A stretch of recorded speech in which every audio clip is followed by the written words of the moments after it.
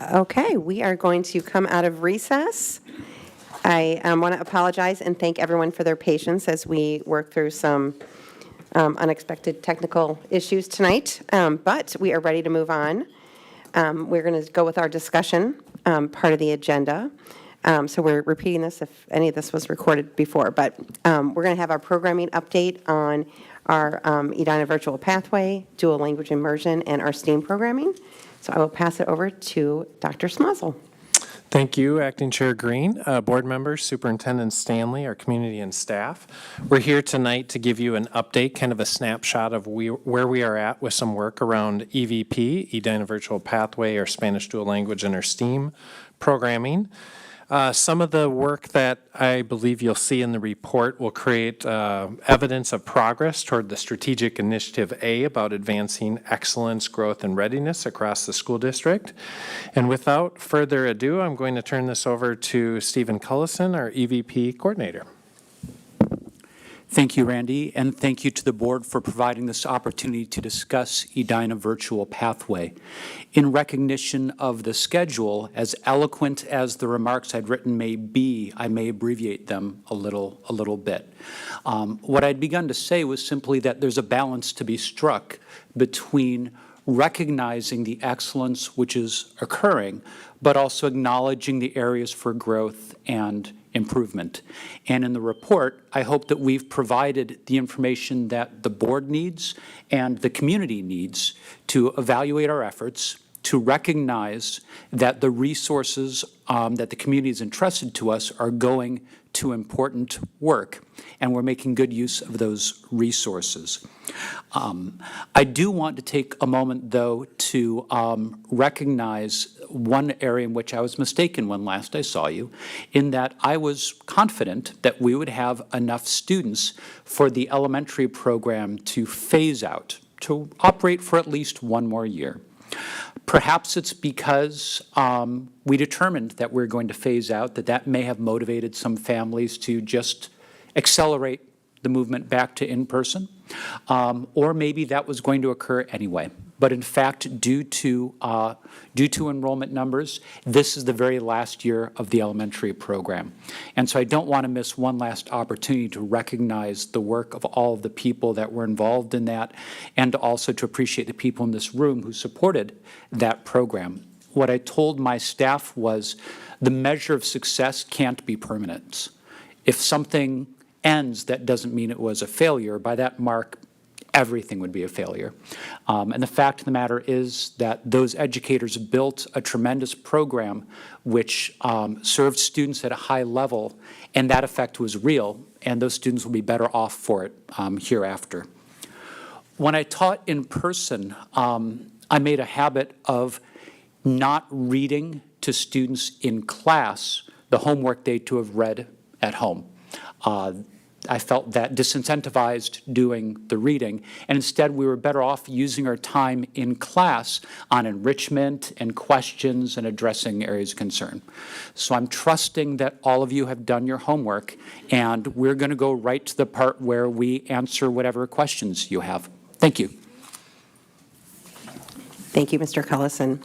I will open it up to board members with questions.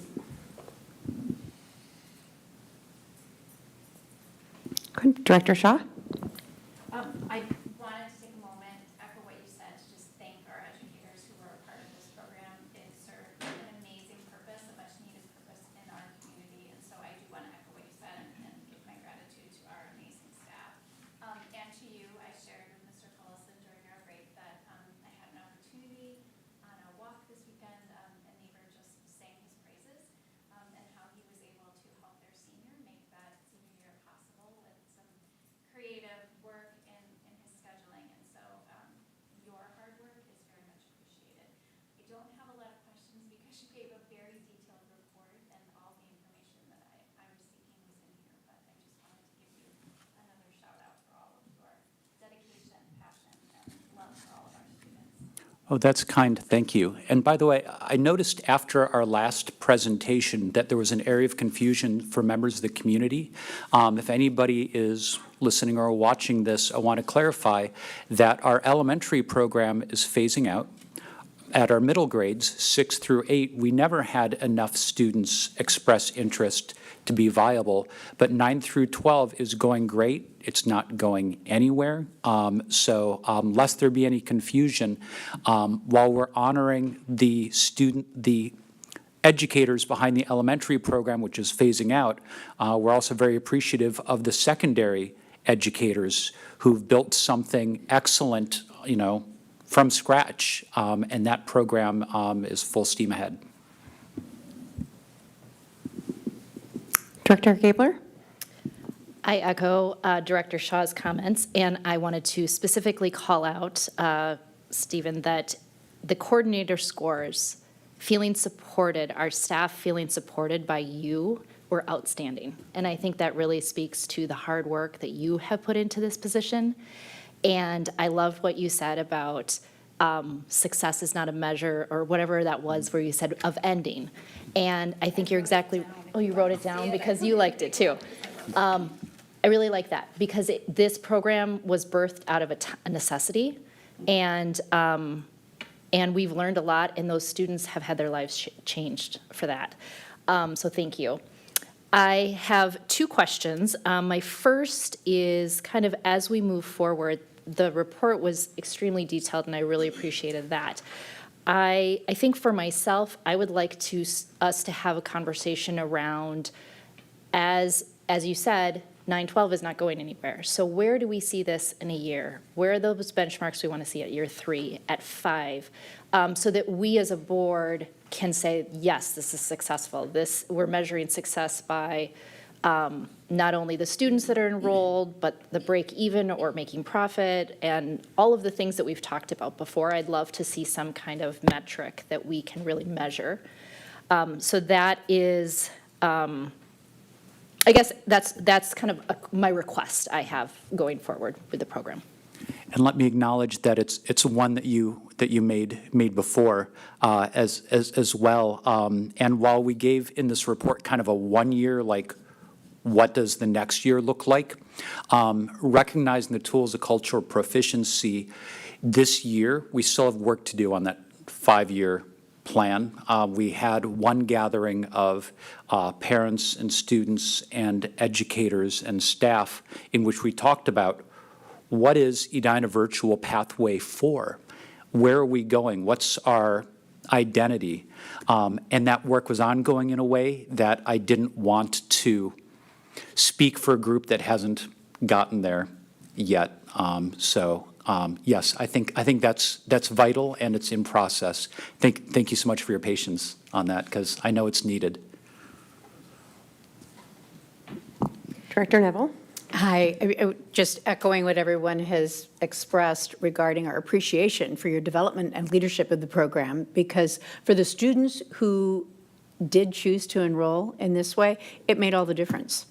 And that's clear. So thank you. My question does not need to be answered tonight. It's a curiosity of you, and I'm guessing all of your team have had experience now both in a live classroom, real time, and also with the virtual experience that's been developed. Are there takeaways that you have now learned that we could apply in our regular classroom work to enhance the experience for more students? This is probably another one of those areas where I have to be cognizant of the fact that I don't get to take up your whole evening. But yes, absolutely. And that's one thing that I know some of our teachers at the secondary level, some of them said, I signed up to do this in part because I knew it would help me in my primary practice, that was actually a motivating goal for some teachers to sign up for this. So yes, I absolutely do see an opportunity for Edina Virtual Pathway to be a laboratory that could contribute to the in-person experience. As far as my own musings on it, probably as you said, I probably have to table those for the moment, but I have ideas. We'll find a way to capture those and share them, but I think it's a great learning opportunity for us as a district. Thanks. Great, thank you. I'm going to pass it on to Member Shaw has a question from Member Ellenberg, who is caught in technology space. See us, hear us, but turn it on. Oh, it's on. You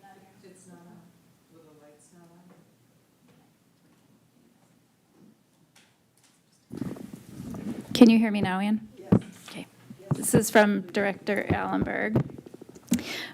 She's looking to have a better understanding of the overarching strategy for EVP, meaning is the goal a full, long-term goal more of a comprehensive full-day online, or is it the purpose to be offering more flexibility in scheduling or allowing students to take more classes over the summer? Her point in wanting to understand that is just understanding if the goal is more supplemental, that makes our decisions a little bit different than if it, with resources and such, as if it was like a full day online comprehensive. And so you addressed a little bit of it, but I wanted to make sure her question got voiced. Of course, and there's always going to be room for, there's always going to be room for taking in information as we go. If there's a change in the amount of interest in comprehensive full-time online learning, that may direct us. At the moment, I think the two complement each other in an important way. If it were not for all of the supplemental students, and we have over 500 Edina High School students who have taken at least one online class through Edina Virtual Pathway, the class sizes would be too small in order to operate, which would mean we'd be unable to have a comprehensive program. So on one hand, just by looking at the number of people participating, the supplemental program, the Edina High School students, are our primary population.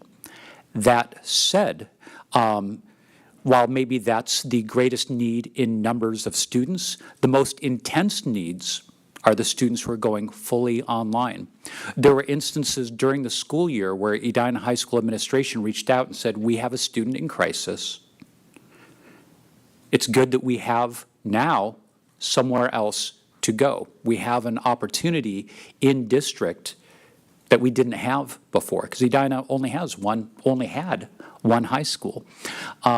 So as long as we have interest in both, I think that the two complement each other, and I think that they're both vital. Great, thank you. Any other questions? Nope. Thank you so much. Thank you all. Thank you, Stephen. At this time, I'd like to invite Karen Bergman, our principal from Countryside Elementary, and Jody D. St. Hubert, our director of teaching and learning, to come join me. We're going to pivot to the Spanish dual language program and provide an update in that arena. Part of the report that we included was a sharing of some data we collected from parents or guardians just through some survey. There's also a bit of an update about academic programming and planning. Jody we'll talk about curriculum a little bit and our balanced language instruction model, and then we'll discuss some next steps for Spanish dual language. So the first thing you saw in the report was a little bit of the data collection that we recently did with families, asking families, did this program meet your expectations? 93% of our families strongly agreed to that response. We had a response rate of 60.4% from the families. To what degree did your child, has your child made progress toward learning a second language? If we look at highly significant progress to good, it's over 90%. Transportation, meeting their needs, 69%. Their child having strong relationships with their teacher, 93%. And then some of the comments about the program itself. What's the best part of the program? The number one comment was clearly the teachers. Another comment was learning a new language is one of the best parts of the program, of course. The paras are fantastic. Our culture that they're learning is so great. And then what ideas do you have for improving it? Eliminating the busing shuttles was the most popular idea, so Karen's going to talk a little bit about that. Communication of expectations for the learners themselves. A number of people said nothing. It's fine the way it is, but we all know that we can do things better tomorrow than today. So just a couple of highlights from some of the parent feedback, and with that, I'll turn it over to Karen to talk about program planning. Good evening. Thank you for having me back. The last time I was here to talk to the board about Spanish dual language, I think we were here till about midnight that night, so hopefully you all get out of here before that tonight. Dr. Smazel shared some of our parent feedback. I think that was one of the things that we have tried the most to do this year, was to engage our parents, engage the families in how are we doing, what's going well, what's some areas that we could improve. I think a big piece to that not only is about the fact that we're starting a new program, but we're starting a new program with our kiddos here at the Early Learning Center instead of being with us in the building. So we've had a lot of opportunities to check in with more than just the development of the program, but just the logistics of the day. How's that going?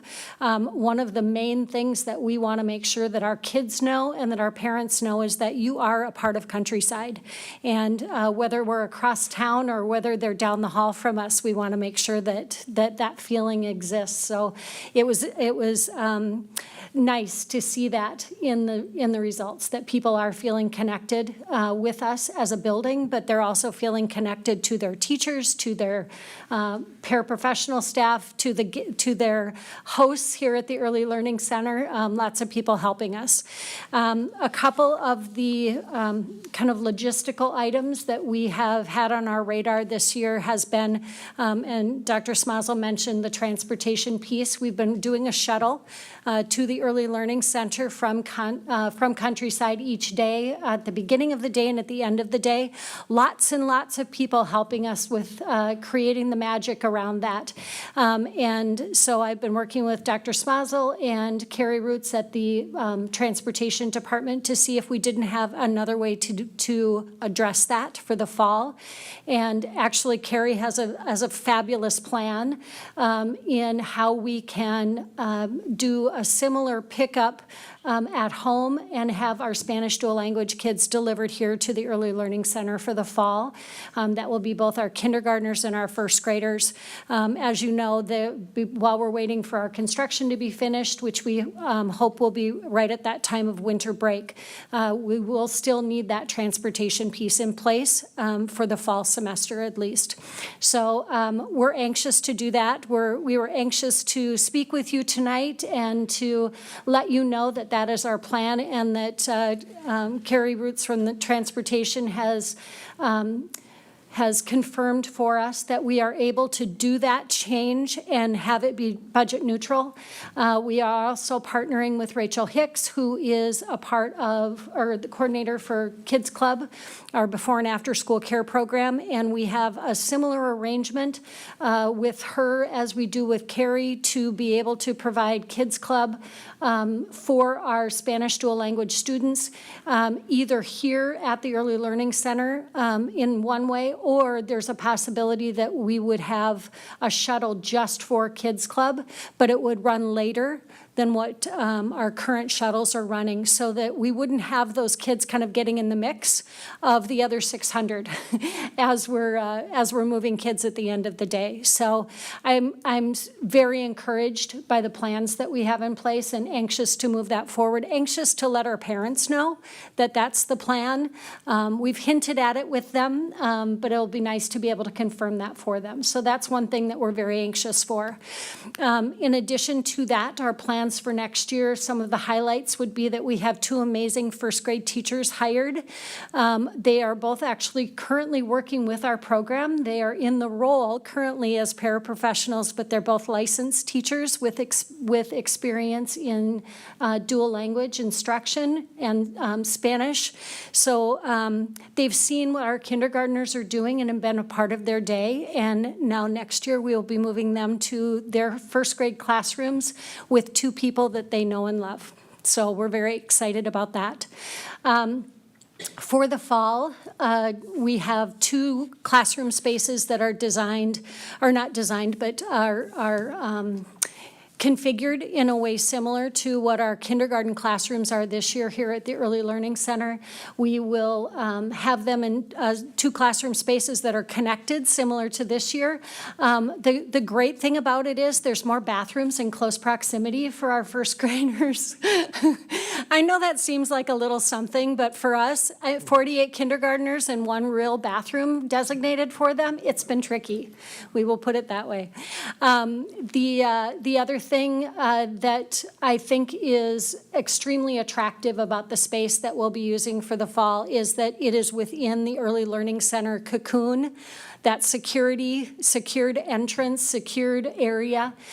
So all 4 of our classrooms will be within that secured area. And now our challenge will be, and basically something we've been doing all year, is just how do we move kids around the building, getting them to their specialist classes, getting them to lunch, to recess, even while they're coming through public areas. How do we make sure that our kids are safe and secured and kind of under our wing as we're doing that? So I'm confident that we'll be able to do that in the fall. And as we get close to December, we're going to be super anxious to get them over across town.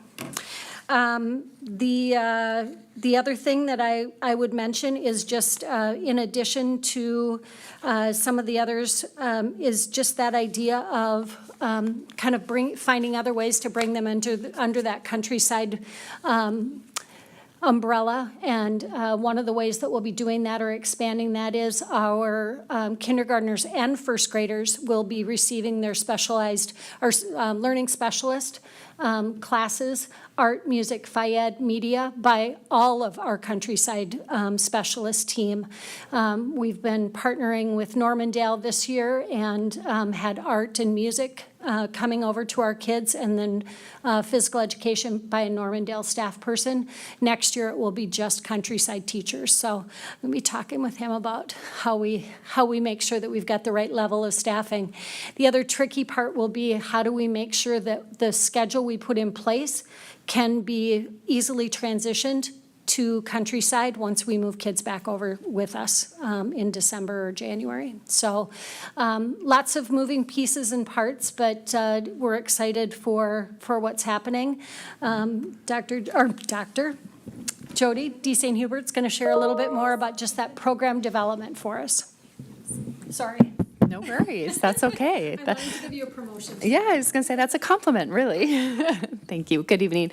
So the academic programming is really critical, right? And the work that we're doing for our students in our dual immersion programming. And we've had the opportunity to lean into one of our elementary literacy coaches who has a lot of language experience and start working with her as well as our incredible teachers and our countryside administration team to start really digging into research and collaborating on how we will develop this program out in vertical alignment through many years ahead. We are in the beginning phases, but you'd see outlined in the report that we highlighted 5 key areas that align with the research in terms of what are the critical components when we think about a dual immersion program that we need to keep in mind as we are planning and be very intentional about, and over time bring larger groups of people to the table to have the conversations. So those key areas are curriculum that features bilingualism, biliteracy, and multiculturalism. That aligns really carefully, tightly with our purpose statement. Clear and positive instruction, balanced language instruction, language usage, and then also professional development. So each of these 5 areas are in different phases of development, and there was a 5-year draft plan in the report. You might have noticed with that plan that it's really not, it's not defined year by year or month by month, because we are in the place of recognizing that we have to be responsive to our students, our parents, and our educators' needs. But it's it's a nice roadmap to help us know where we need to go, and we'll continue to map that out with some more specific deadlines. We're very fortunate to have our teachers last summer hired early enough in order to dig into curriculum and work very closely with Bethany Van Osdel using our implementation science and our curriculum design process. And the materials that we purchased last year in all of our content areas are the curriculum materials that we'll use K2.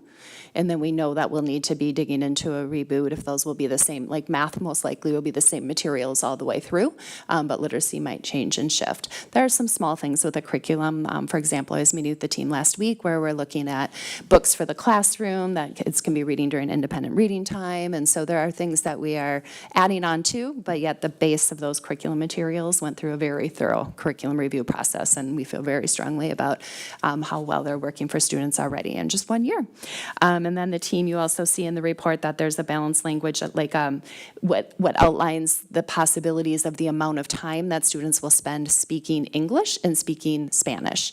And we're in development there in terms of like, where will that happen?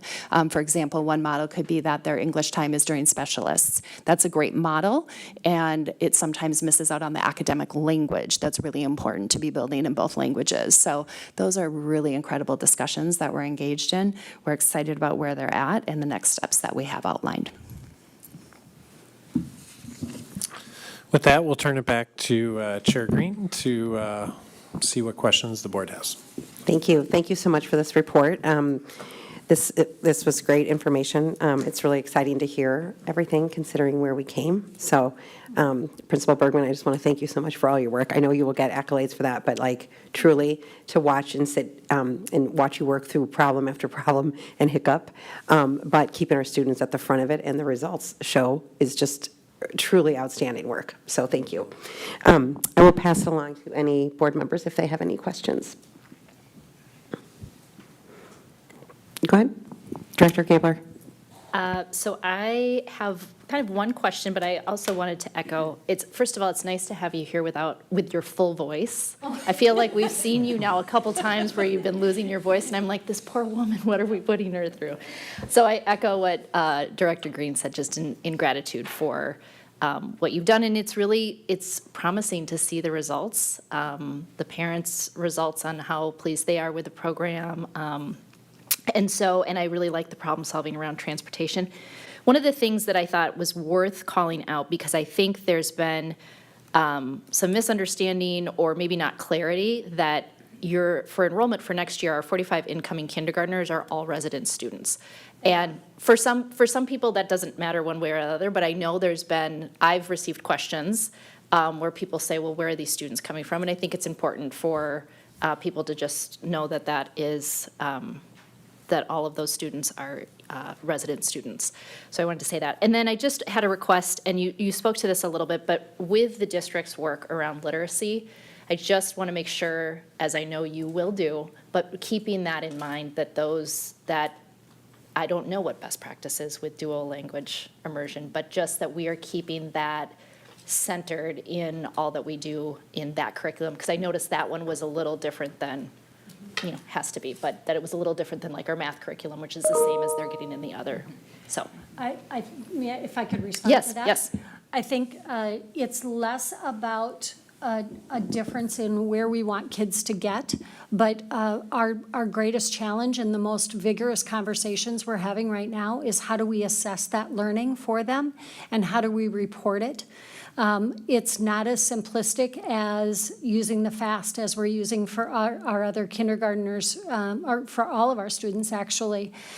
So it's kind of a matter of finding what's the companion to that, so that we can gauge what their learning level is, and how do we report that growth to parents. In the fall, when we had the regular FAST report go out to our parents, our Spanish dual language kindergarten parents, I'm sure that their eyes were this big, because lots of red on that, lots of needs that were identified. Well, we were assessing them in Spanish. They hadn't learned the Spanish yet, so it was hard to gauge that. So just trying to find that right balance of how do we find the best information about what we're moving forward with for kids. So it will come. The conversations are fast and furious pretty much every day. Perfect. Thank you for Yeah. that response. Yeah. Director Bergman? It's really two comments. One, thank you. Starting up a program, being in a different building than you actually are managing. What I loved about the report and your dialogue through that was acknowledging all the things that are going well and the things that are challenging and the things that are, maybe they're not perfect because it's new and we're learning from that, but we're problem solving while we're learning through that and coming up with very clear, delineated responses about how we're going to go about the next phase of what we're doing with that. I love that. I love hearing that. I love seeing that, and I love you leading that. So I just wanted to comment about that, number one. Number two, similar to what Karen was just talking about, is that one thing that would be maybe helpful, given the fact that we've had a long history of dual immersion language in Edina Public Schools, so we have a little bit of a template for how well are we doing in our first year, and then our second year, and our third year, and so on and so forth.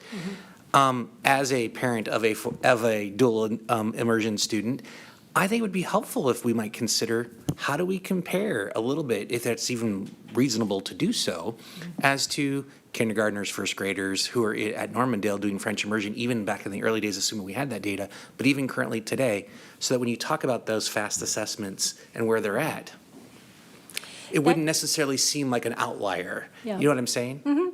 Actually, we have that conversation quite often. Chris Holden has been a part of our design team in how we make those comparisons. The tricky part is we have a full immersion program at Normandale. We have a dual immersion program at Countryside, which we have some students who come in speaking just Spanish, and we have some students who are coming in speaking just English, and we have to kind of weave those together. So we've got some amazing staff members who are a part of our design team, including our teachers and our colleagues at the district level. So I think what we're doing is trying to find those ways to weave those things together.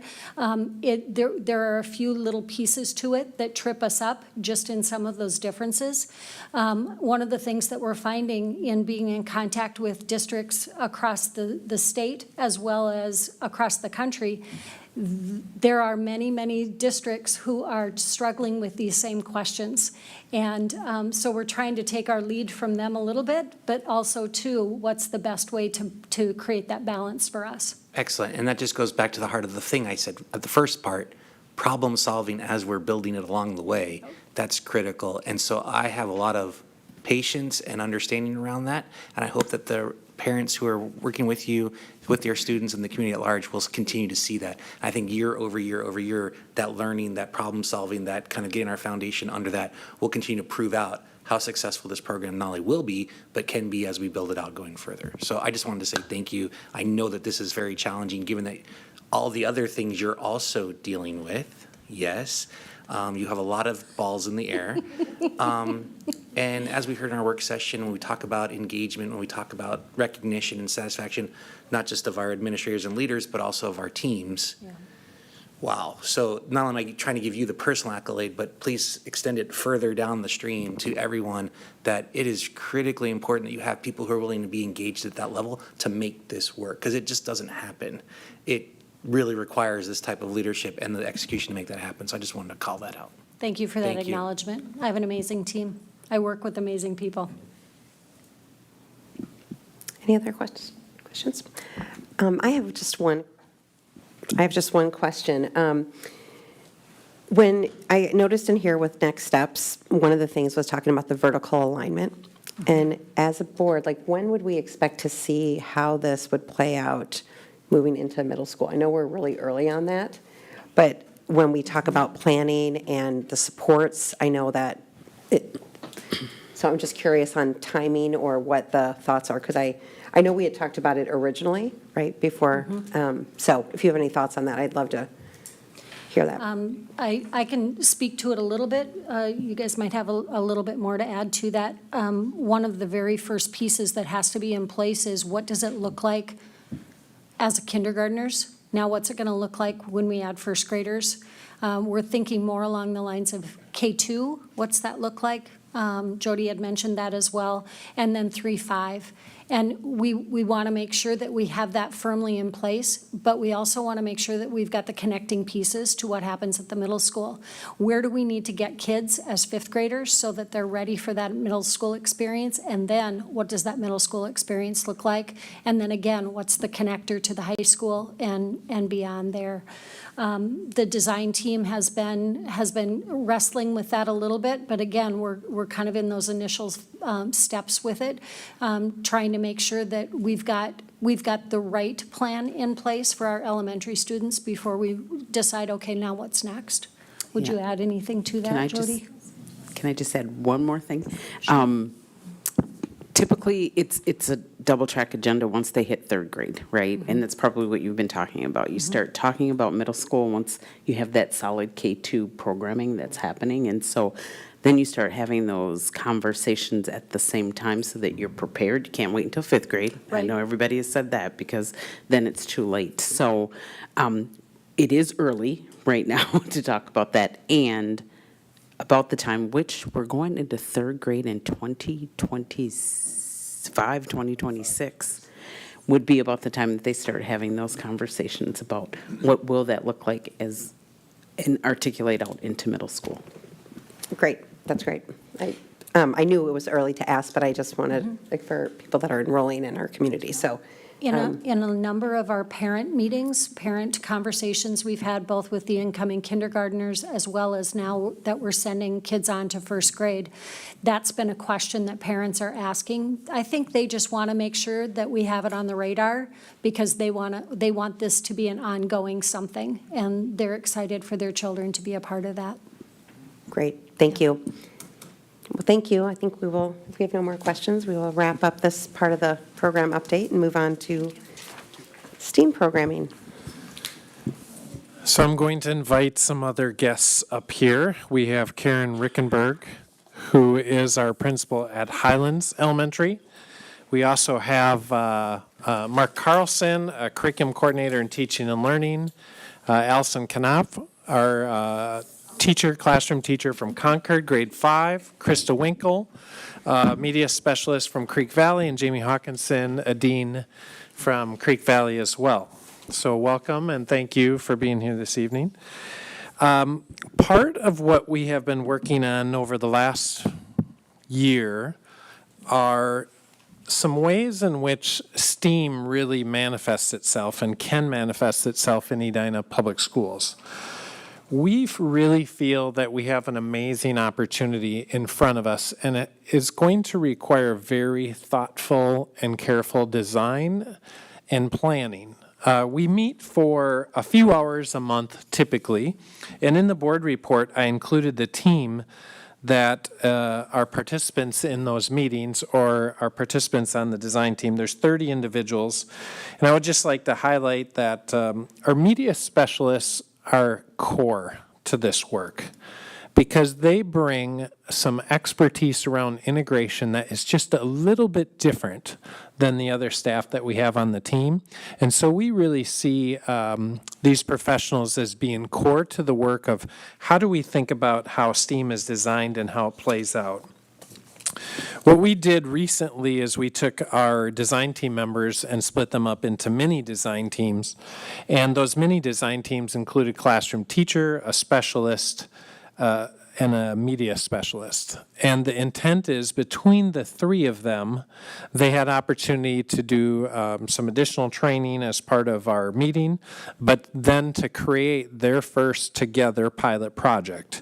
But to back up a few steps, it took a while before we were even ready to have that conversation because we started really about a year ago as a team.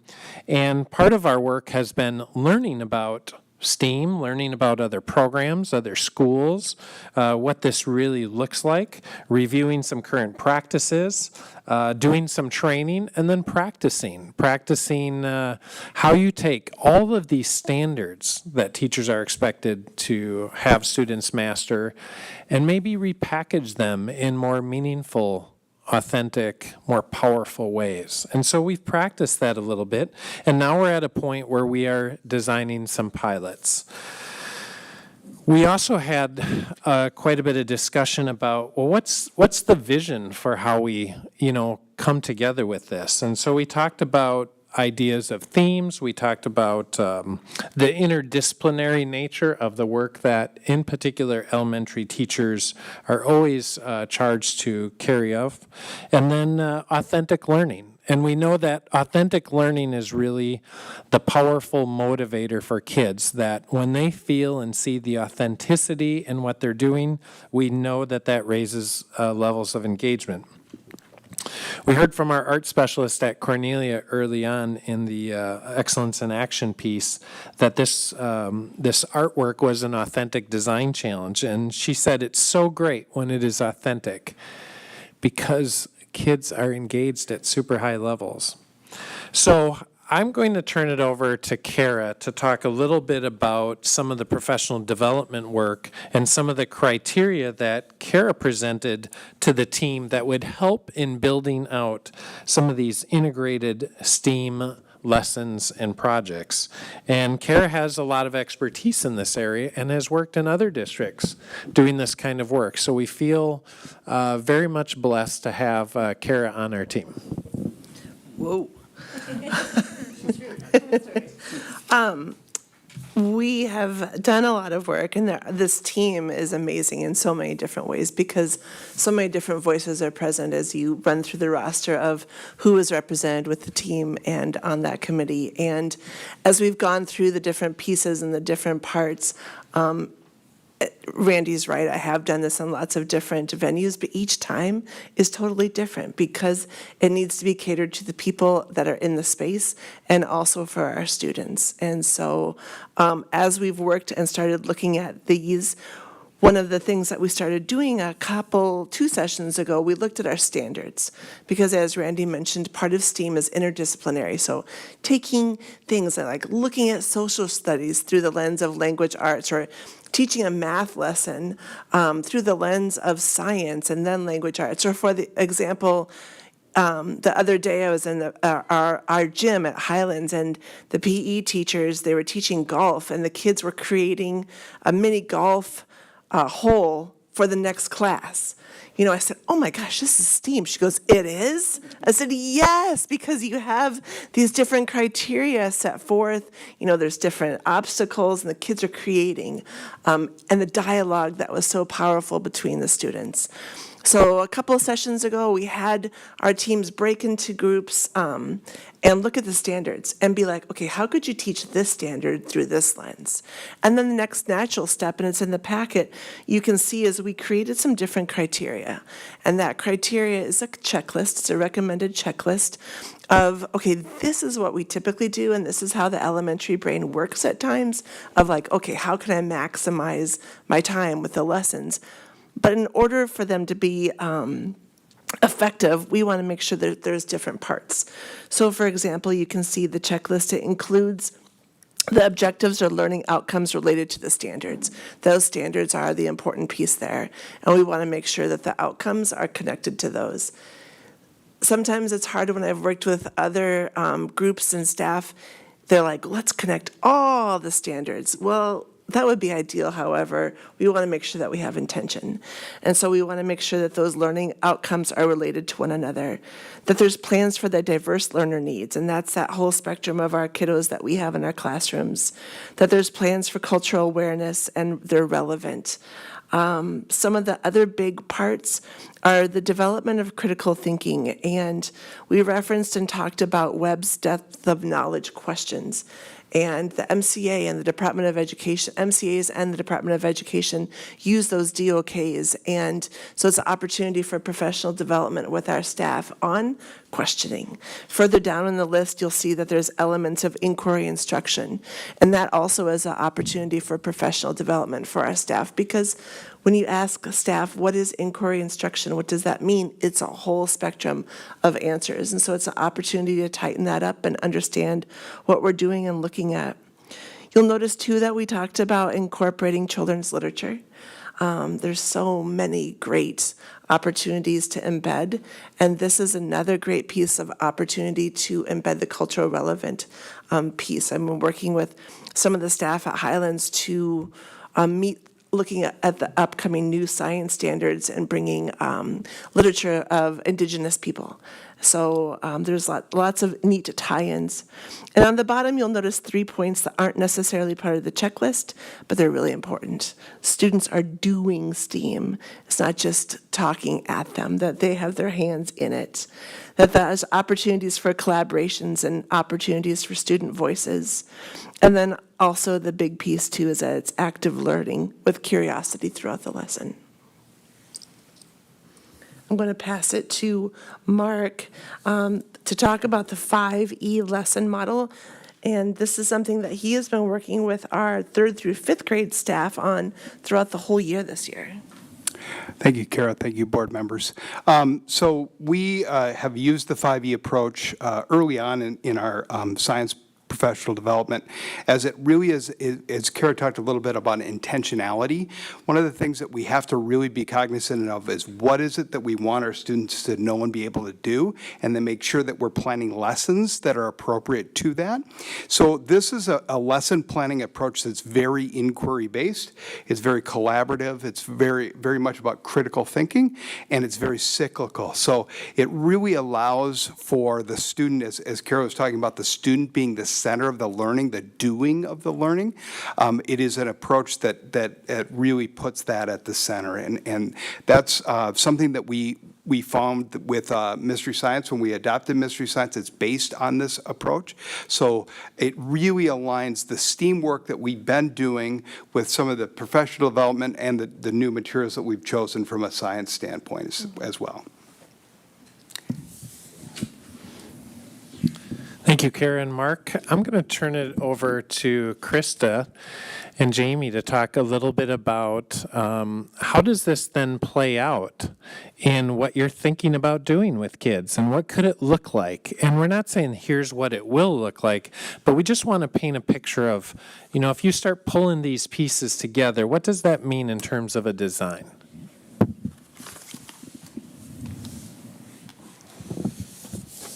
Okay, apparently Jamie says she's my moral support, so I'm going to be doing most of the talking. So we together, along with another one of our colleagues, a fourth grade teacher at Creek Valley, were tasked with coming up with a possible pilot idea for a lesson. And one of the big references or resources for teachers is going to be the Mystery Science curriculum. And so we chose to focus on one of the fourth grade ones, since our colleague that's not here is a fourth grade teacher, and pulling from one of the newer units, which is Waves of Sound, and what we could build on outside of the curriculum that is already created through Mystery Science. And so after they learn their core content with their classroom teachers, the learners will have all these different opportunities to engage and explore in different avenues. And I'm excited as a media specialist because that word collaboration is finally coming back around, and we're going to be able to collaborate in a lot of different ways and connect with the students. And so just a few examples of things that we have that would work for this particular unit is something that I could teach to the students created or connected to the Waves of Sound is creating pianos out of bananas. Through something called a makey, and it doesn't have to just be a banana. It can be something like Play-Doh, because it's anything that is a conductor, which would also build on their prior learning of energy and energy transfer and electricity as well. But then taking the sounds that they're creating with that could tie in with some of their music standards and creating a song or building a song that they would then play on this piano that they've created that has the conductor energy going through it. And then, in addition, in particular at Creek Valley with our Leader in Me program, one of the 7 habits is synergize and how we're better together. And there is a lesson that comes from Leader in Me that talks about this landfill-inspired instrument orchestra, where in Paraguay, where they started actually building their own instruments and created an orchestra using things that they found in the landfill. And so this would be something that then we could collaborate, have some of our older students buddy up with their buddy classrooms, build things together to get that Waves of Sound going through in multiple levels, but also bringing in our leadership component that's so important in our building.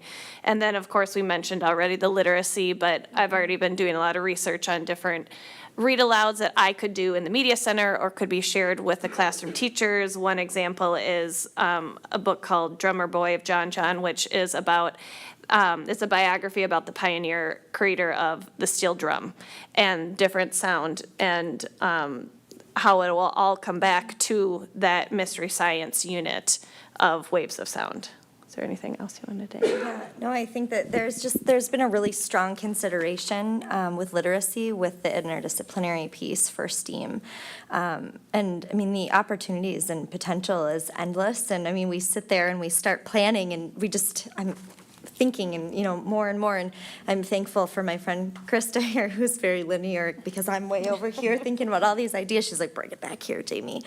And so we're just continually finding new ways to incorporate multiple areas of study in our amazing place in the elementary world to create these really cool opportunities for our learners to have this background knowledge and have this core content and then actually apply it and use it and build their vocabulary, because each time we bring something new into it, all these new words come out, and vocabulary is incredibly important as we move them through. So Yeah. it's just, Yeah, and those I'm are so just excited. a few of the examples. Like, Yeah. we have a whole page here, but we don't Yeah. want to take up the whole night. So, thank you. okay. In an elementary day, a student might experience math for a portion of the day, the literacy block, the science, the social studies, the health, and so on and so on. And they're such discrete silos of study and learning. And there are so many standards that are required that one of our challenges is to really look at this differently. Like, how can we take that puzzle apart and put it back together in a way that is, again, more powerful, more engaging, more authentic, more realistic in terms of asking our teachers to teach this, and so more practical in the long run. The other side of it is, as we are designing this from the bottom up, we're also designing it from the top down. Next month, we'll be coming to you to talk about pathways. And so a little bit of what you just heard is the very beginning of engineering, the very beginning of programming, the very beginning of aviation and aerospace. And that will continue to develop as kids move through middle school and into high school. But they get their first taste of that down in the elementary level. So that will be work we'll be continuing to connect and systematize. I'm going to turn it over to Allison to talk a little bit about what her team has been thinking about. Hi, hello. I was working with a couple of our esteemed media specialists as well from Concord and well Cornelia, and we also started with one of our mystery science units for fifth grade. Being that I'm a fifth grade teacher, we looked at the Spaceship Earth unit from Mystery Science, which focuses on the solar system and all the patterns. And that right there, that word patterns, right there was our kind of our kickoff word, along with storytelling. And so the Mystery Science curriculum centers on literally the patterns of the solar system, which dovetails nicely with some of our social studies standards, which talk about the migration of our early indigenous people to our space that we're currently occupying. And of course, the solar system and its patterns were the first iteration of Google Maps. So that would be a nice dovetail with that. Our media specialists have done a great job pulling in some picture books and read-alouds that we can do that would tie in not only with the solar system and our planet, but also with some of the early indigenous cultures who used that as navigation. And then taking the pattern idea, we could expand that into all of our specialists, art, music, PE. There are people thinking about what we could do within that regarding patterns. Early in the fall with math, we're doing a lot of review, and patterns certainly come into play there. And then thinking going forward, an inquiry level, when you think about what new patterns we're about to be discovering as we have astronauts returning to the moon and going farther beyond. What patterns have we not even begun to think about that are out there in the solar system? So that brings about some exciting inquiry opportunities for our students, as well as the opportunity to be storytellers, which brings that kind of full circle between patterns and storytelling. And so we've talked about allowing them an opportunity to be a storyteller, whether that's through doing a podcast, or writing a story, or composing a story, or painting a story. And so it's fun to think about all the different options our fifth graders might get to early in the year have to tell us their story or tell us a story, which allows everybody in our community to get them to know them just that much better. So. Thank you, Allison. So over the next year and a half, we'll be continuing to work on what can this look like in grades 3 through 5. We'll be connecting that to the pathways work at the secondary level, and then we'll also be jumping down to K2 and begin that design work in about 2 years. So we have opportunities. We have opportunities to build community partnership and support around this work, to again connect to our pathway design, to continue to explore school-wide themes, which is something that we've talked about as a team as well, and then to monitor our pace of implementation so that as we are using implementation science, that we are creating enough space for voice and design. Our teachers are at the center of this work. We're going to continue that model because it only works with their brains, their investment, their ideas in the space, and so we need them to really pull this off at a very high level. So we have a lot ahead of us. This is a snapshot of what we've been working on and where we're at. And at this point, we'll turn it back to our Chair Green for our conversation with the board. Great. Thank you, Dr. Smazel and design team. Some pretty curious and creative stuff happening. Do any board members have any questions? I'll go. I'm so grateful for this work. I don't think the world lives in silos the way we used to. And so I feel like the greatest gift you can give to our students is not the actual lesson, but it's going to be modeling that this is how the world works. And they're going to see that from you and they're going to feel it. So I'm extremely grateful.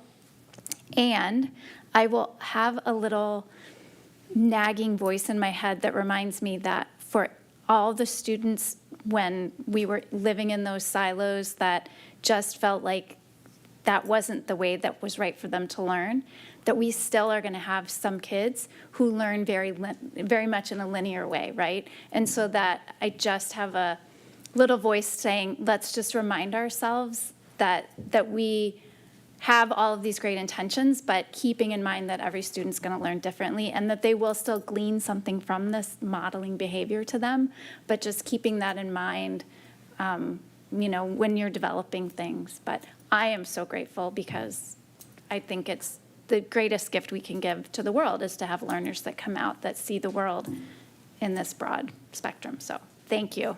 Mm-hmm.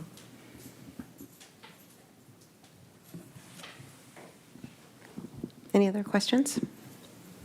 Erica had a question, but you answered it, so. Okay, Director Gabler. I have two kind of questions. Thank you for this work. It's exciting to read this and these lessons plans, like all the collaboration. You said it really well. I'm very grateful that we are one of the only districts that has a media specialist in each of our buildings. Yes. So I think that really speaks to, just the great work that you're doing. This is really exciting, and it's a lot of work.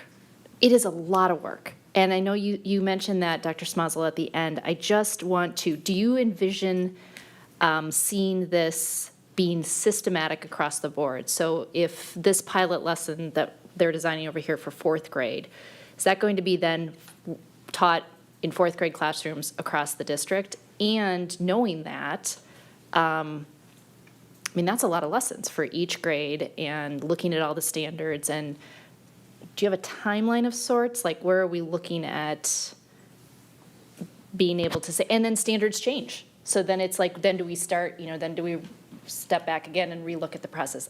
I am excited about it, and I want to be very aware, I'm very aware that this is a lot of work. Yeah, imagine this in place K5, right? Mm-hmm. So that is a tremendous amount. Our goal is to start with 6 different pilots or projects. To pilot those out, units or projects, to pilot those out in a way that they are replicable across all the schools. And then to have that be our base. To Director Shaw's point, it always is a balance. There will be many linear lessons. There's going to be many linear lessons in math, language arts, et cetera. But this is about creating more balance than what we have now. And exactly what that sweet spot is probably yet to be determined. But what we brought this team together is to create something that is replicable across all the schools. And then we have a place to begin. Over time, that will continue to evolve, but we'll have a solid foundation of where we can begin. Really helpful. And then I just had a question, probably just administrative-wise. We've talked a lot about becoming a STEAM forward or STEAM district. Have we at the board seen a K-12 directional document of kind of direction? Is that something that would be feasible? I think it will be feasible. I think what Randy's sharing is that they are still really early in the design phase right now. So, the very first thing you do in a design phase is you get empathy. You go out and you ask the end user, what is it that you would like? What might that look like for you? And then you move into that phase of which Stanford Design School calls it the how might we, right? So they're still in that place.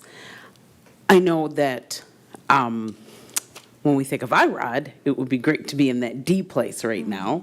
And we're still in, quite honestly, reacting to the information that you garnered and what you were learning and beginning to look at options. Eventually, what you're going to see is early childhood through 5th grade, STEAM, 6th through 12th grade pathways that are really connected to one another. We're just very early on in the design process of that.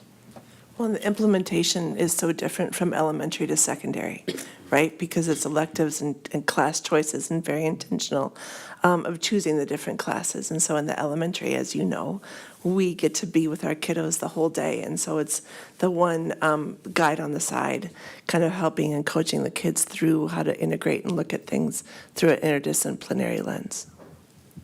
Perfect, and I appreciate that, and I'm excited about this work. I want to just make sure I understand where's our vision, like where do we see ourselves going, so that we can help make decisions to support that work in the best way that we can. So thank you for that explanation.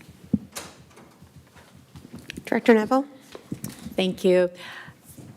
I'm so energized, one, by reading the report, but more so by listening to each of you share what this process has been like as a collaborative team. We have such an incredible staff. We've been gifted in Edina for years with the expertise that all of you bring to the table. But now to be able to share that is exciting. My question is related to the 5E lesson model, which is fantastic. It makes so much sense. We can apply it everywhere. And I'm just making lists of, we could apply it here, and I think we could do it here. But for students, one, I'm grateful.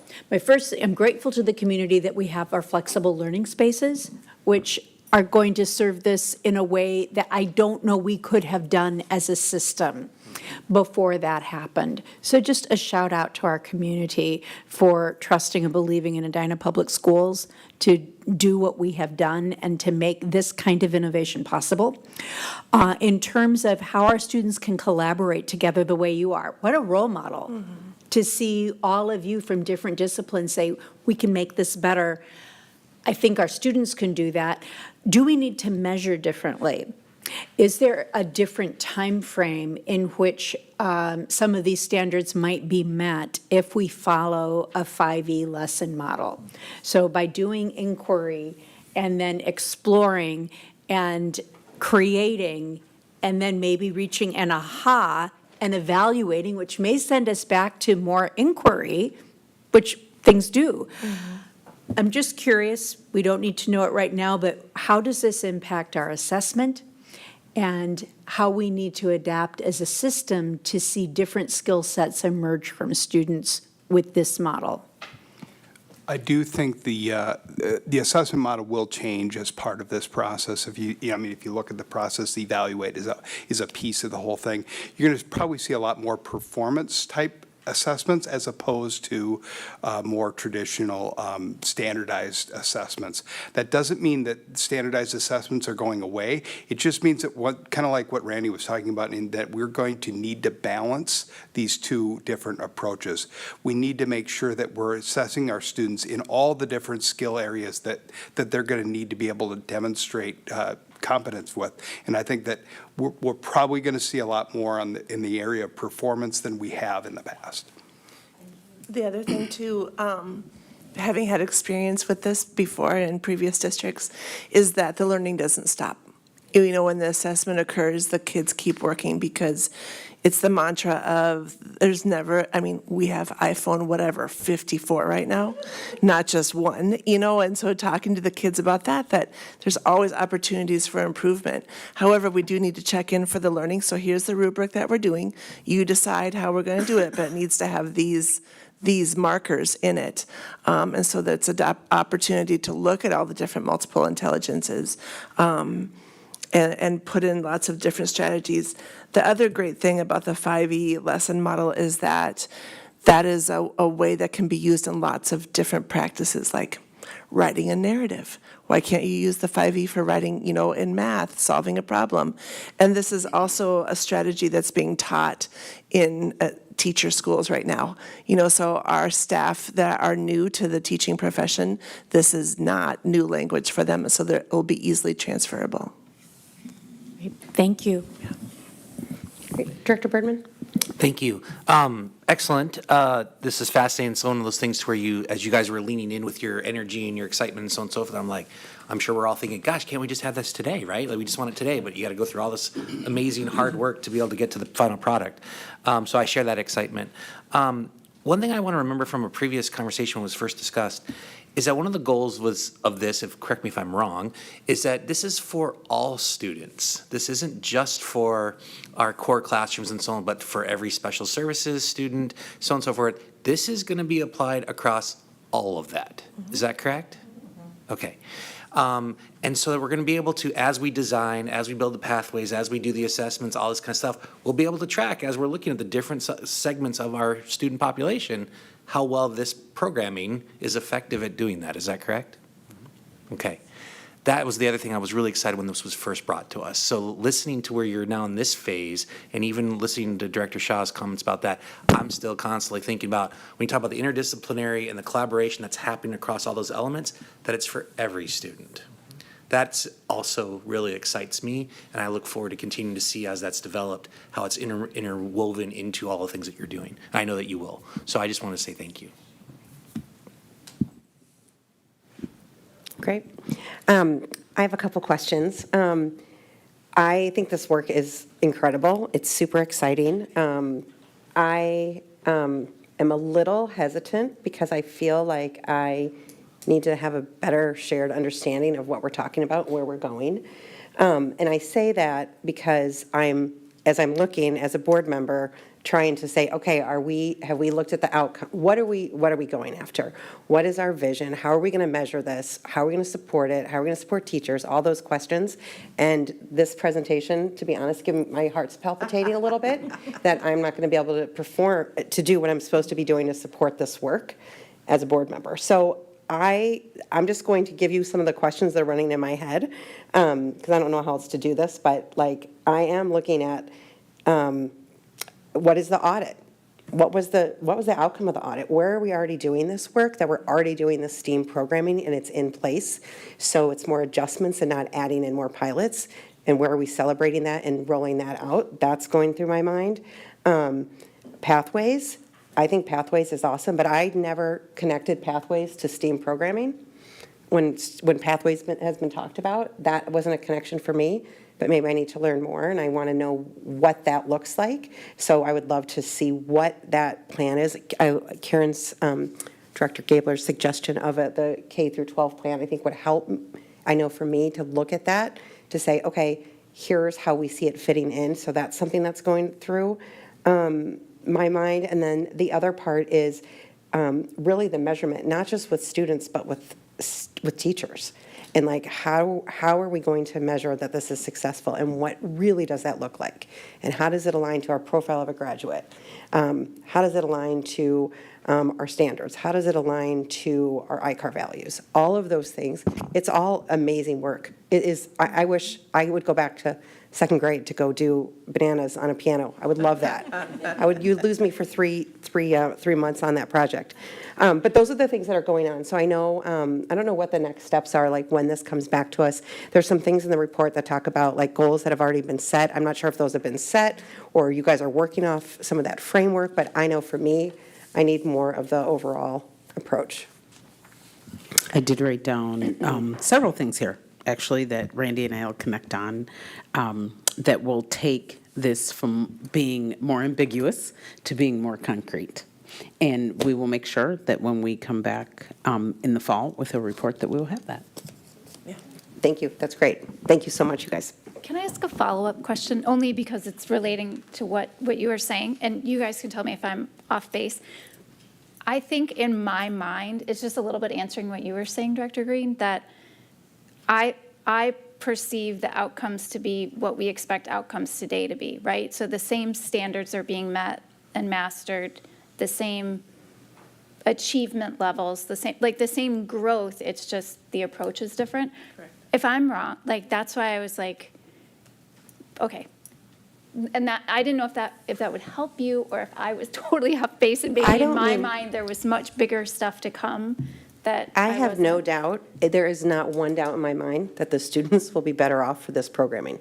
That is not, the outcomes are going to be through the roof. You're just talking I am math of talking it. about the financial support, the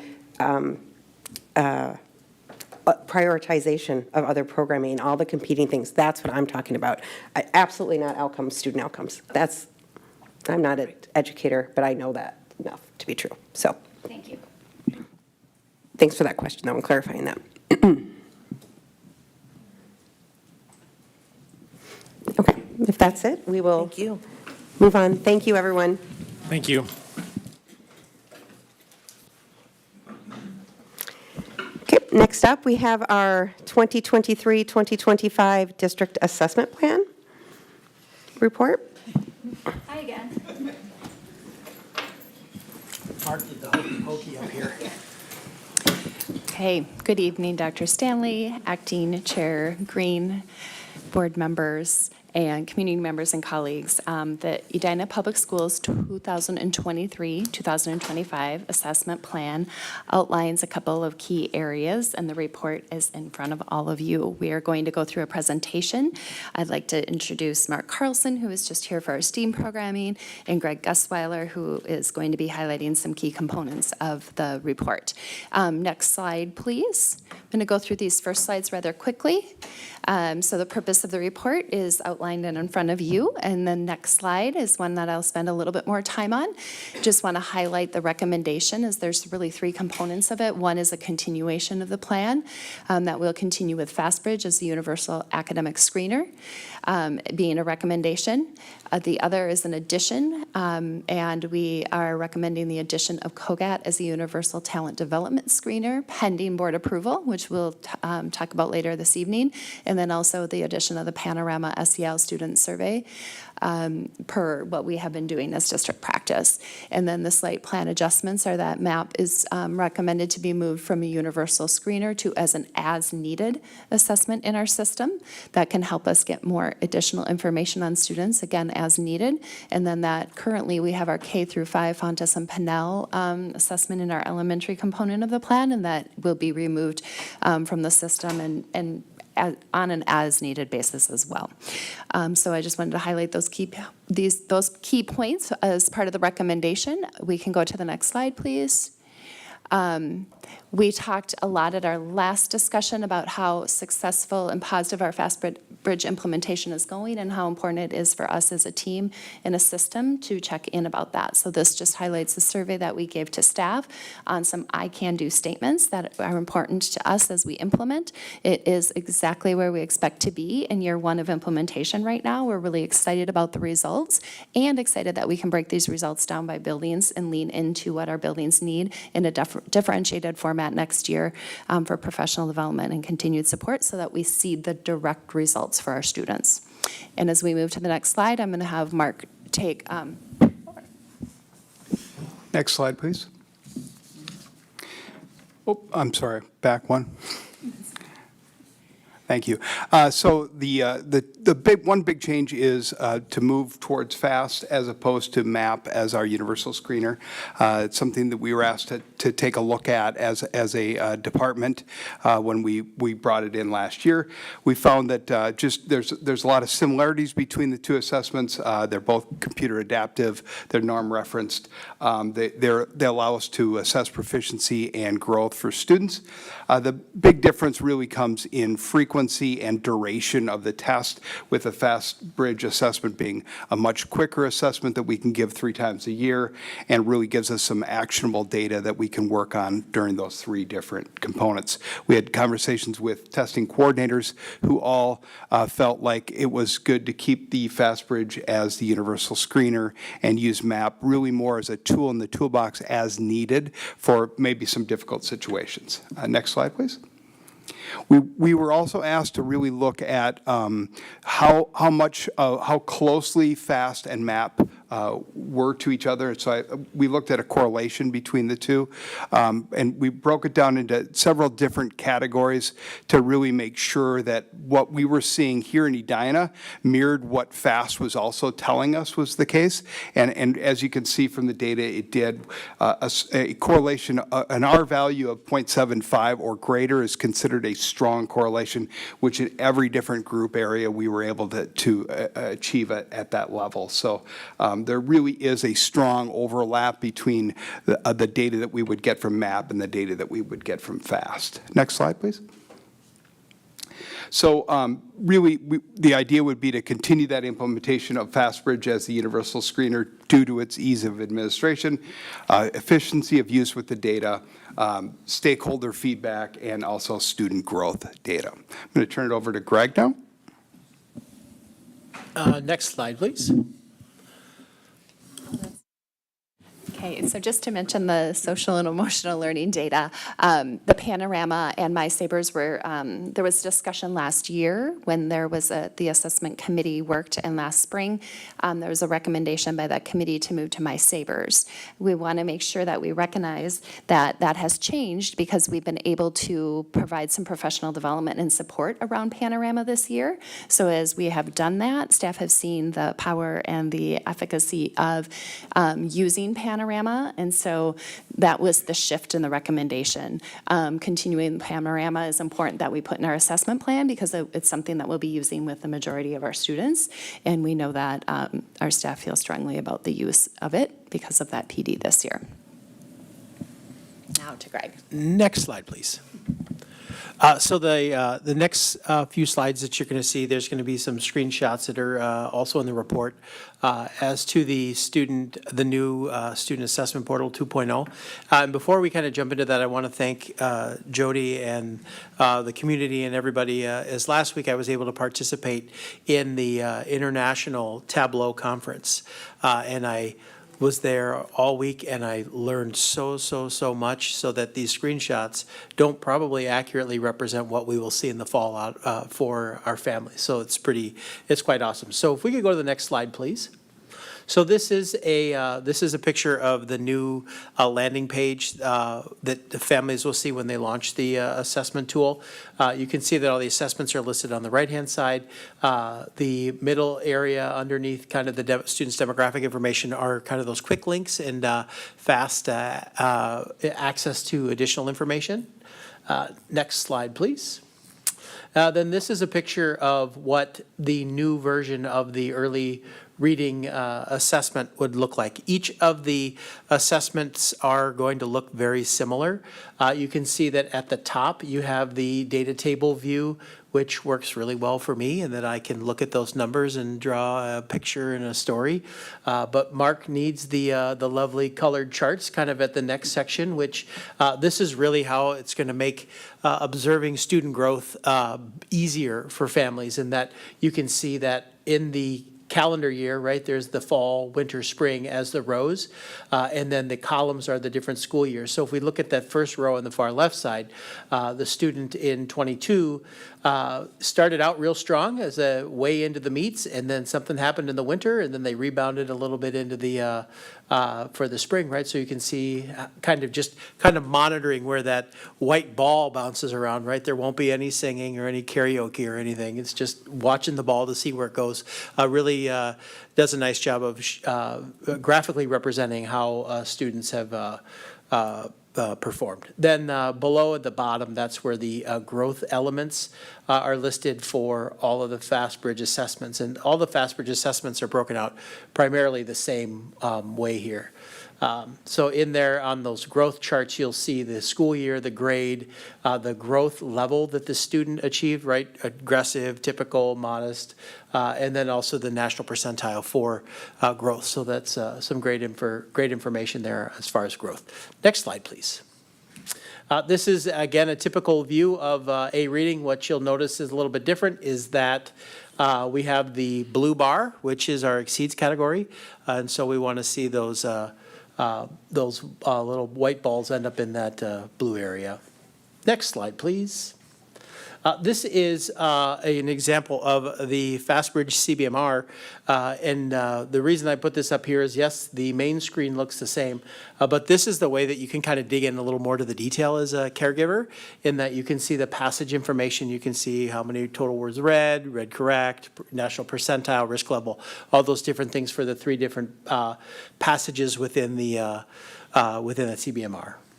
Next slide, please. And this is the new view of the MCA assessment data. Now, this one, I really got excited about this one because for those of you that don't know, right, the MCA, like automatically year after year after year, you get an automatic 100% point increase, right? And there was a board meeting, quite some time ago, where if we could hop in our DeLorean and go 88 miles an hour, Erica Allenberg asked me a question, how are we monitoring the students that, are just kind of staying flat? And I'm like, wow, that's a really interesting concept, right? They're not growing, they're just kind of staying. Well, the graphical representation of the kind of that middle area is really how we're doing that, is because that scale there is dynamic, and that it looks at where the student is for that actual year. So if the student goes from green to blue from one year to next, they actually grew, right? And it would stay in the same spot if they didn't grow at all. So that's that really kind of ruminated with me, and I just got me spinning, like, how can I make this work good and make it so families can understand the data, right? Because we can give you the data, but if you can't understand it, that is a whole different story. You can also see that the Stay9 scores for the strand level data is listed below, whereas previously this data was a little bit more challenging to read. So this is graphically represented at the bottom, and then at the data table at the top, the far right column has the Stay9 strand name and the Stay9 score. Next slide, please. This is, again, same kind of thing for early math. Next slide. A math, next slide. MCA math, next slide. And so here are kind of our next steps as far as the assessment plan is. We're going to continue to work with the talent development portfolio. We're really going to start to ramp up caregiver communication as we get closer to the launch of the Edina Student Assessment Portal 2.0, as well as some of the other elements within the assessment plan. And then we are in the process of, we have our membership identified of the Edina the Edina Assessment Committee, and are working on identifying a meeting date. So one last thing that that I learned at this conference that is going to take all of this and make it even way better for our families is that there's going to be a button in the little corner of each of those dashboards that will flow over like a transparent layer, and there'll be bullets that kind of call everything out so that you can like understand what all the different data elements are, right? I'm going to have to go live with my parents for a while and stay in their basement before I can, really get that one done. But with that, now that Jody's embarrassed of me, what questions do you have? Yeah, I was just going to say the energy around data and assessments, great, right? The only thing I want to note is that clearly this assessment plan is a 2-year plan that aligns with policy, and it is connected. One of the recommendations is the COGAT, which is connected with an action step later.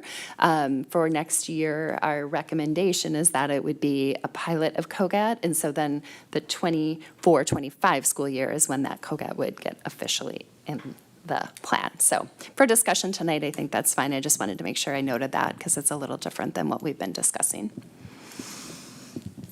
Great, thank you. Thank you so much for that presentation. Do board members have any questions? Oh, Director Birdman?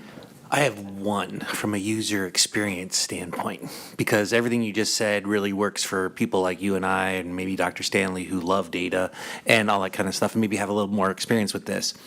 Have you thought about, as you roll this out in the fall, how you plan on teaching or tutoring or training the end user about how best to use it for what their priorities are? Yeah, absolutely. That's something that is always at the forefront of my mind is I can build these wicked awesome tools, but if people don't know how to use them, it's going to be a waste of time, right?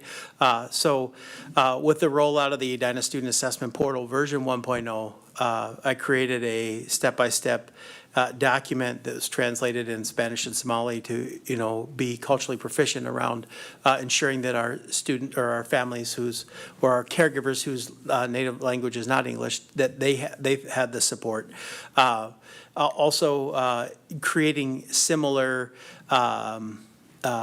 tooling around the new assessment portal, but then also creating screencasts to kind of show how to access the data, how to see the data, how to interact with the data, and most importantly, kind of this new idea that I learned just last week around that idea of being able to put a transparent layer over everything and being able to call out what this is, right? This is the area where the, STAY9 MCA strand score data is.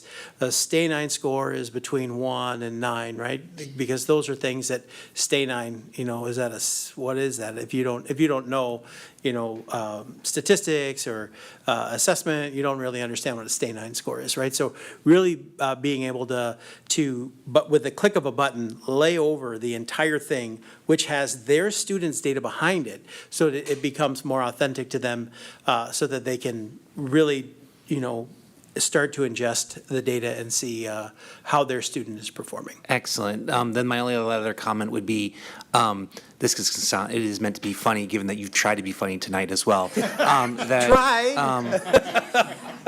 I'm just kidding. It's already 9:00. That you might also consider how do you help the students themselves, especially the secondary students, also learn how to use this so they could also then be helpful to their parents, just given the fact that that's a very common theme as well. Definitely. Yep. Okay, thank you. Great point.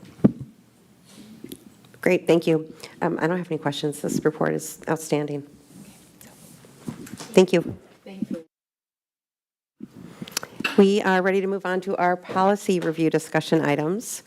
I'm going to turn it over to our policy chair, Director Neville. Thank you.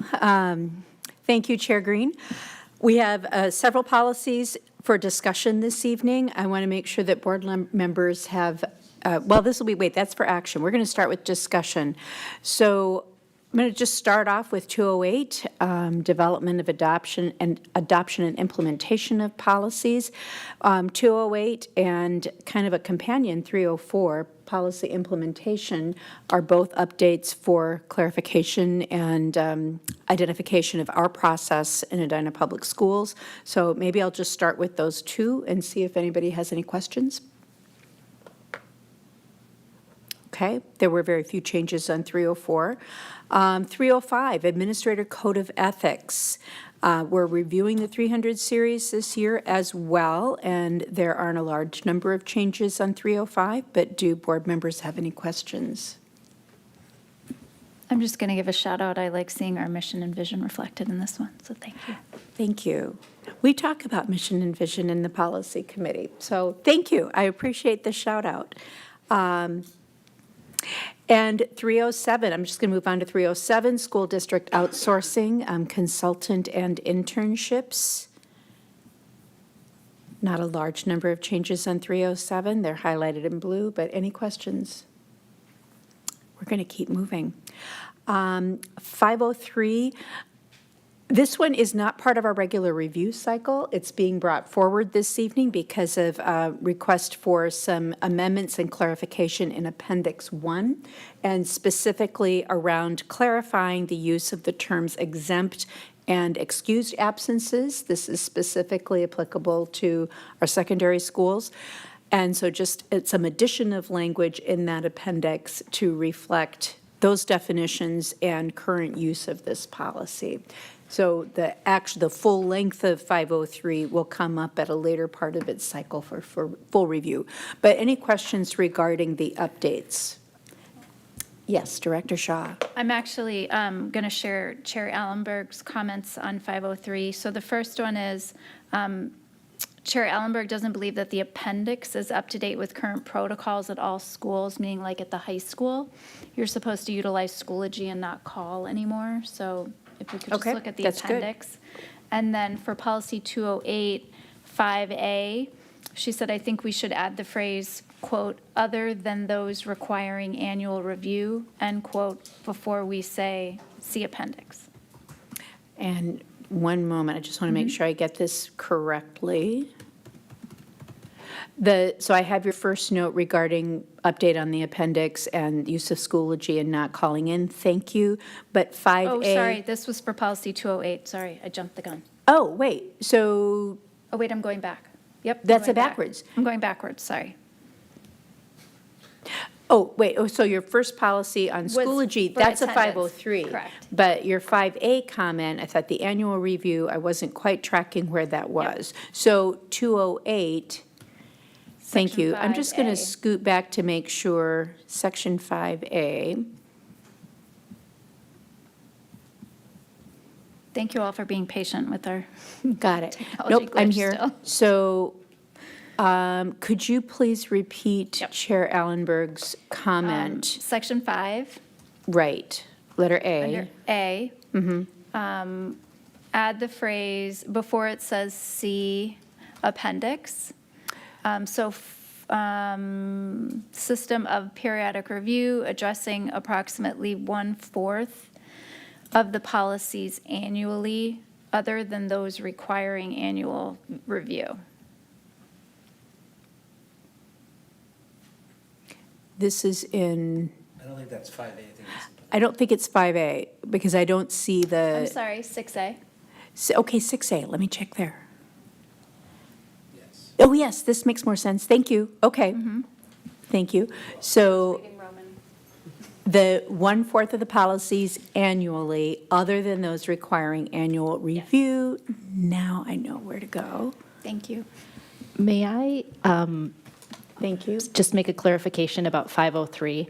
The policy Yes. committee, 503 is not, as Director Neville mentioned, 503 was just coming forward for that one change. And so there are lots of things, if you're reading that policy, Yes. there's a lot of things, including the thing that that Chair Allenberg brought up, that are not current. And we are aware of that. And so Correct. that's why, even though in the cover sheet it doesn't say that it's coming back, it is coming back with some of those corrections. So- Thank you. Thank you. And may I ask one clarifying question? Because I didn't get the impetus of why then, for this particular purpose, what was happening, why was it necessary to do the language for exempt versus excuse? So I just would love that explanation, just maybe because people might not understand. Yeah, Randy, can you come up and talk about that? And just to be clear, right now, we are back on 503. Right, That is We've got our correct. 208s, and this is about 503, which is student attendance. Yes. So thank you, Dr. Smazel. Thank you. So to be clear, exempt means excused, but does not count toward the cumulative absences. Excused means that they are excused, but it does count toward the cumulative absences. And so you might ask, well, why is it important that we are tracking on cumulative absences? Because once a student has a certain number of cumulative absences, then we might look at that as a potential drop situation. It just depends on what those absences are for and then what category they fall into. The third category, of course, is non-excused, which is an absence without an excuse. So part of the work around the policy was to clarify those three buckets of how we record absences, and then to help delineate between an exempt and an excused. There were a couple other additions that we wanted to add to the exempt bucket, and those were numbers 12 and 13 that were listed there. Reasons why they would be excused, but again, an exempt absence. And so fair- it wouldn't count toward their cumulative absences. Right, and then, so it's fair to say that there was something that's been going on that the need for this clarification is Yeah. prompted. Right, so we have students in this situation where maybe they have had a surgery or they're in inpatient hospitalization or an ongoing illness for 4 more consecutive days. So really, this was proposed from our health services office so that we would not be harming kids in how we're tracking absences. Excellent, that's exactly what I was looking for, thank you. Okay. Thank you. Any other questions on 503? And again, as Director Gabler mentioned, there are many questions about 503, but our goal tonight is to just take a look at the section that Dr. Smazel presented. Okay, thank you. And then 709, acceptance of gifts, donations, and bequests. Mr. Woodard, could I invite you to come forward to share your background on 709 and the changes that are before us this evening?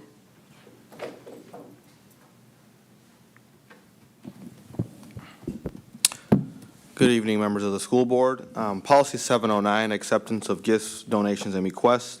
There are really 3 proposed changes of consequence here. Section 4, paragraph A, clarity regarding who is responsible for submitting the contribution proposal. As currently written, it seems confusing to the end user as to who's actually responsible. The way it's written makes the end user feel like they're responsible for submitting, whereas it should be the administration that submits that proposal. Section 4, paragraph B, clarifies situations regarding gift cards.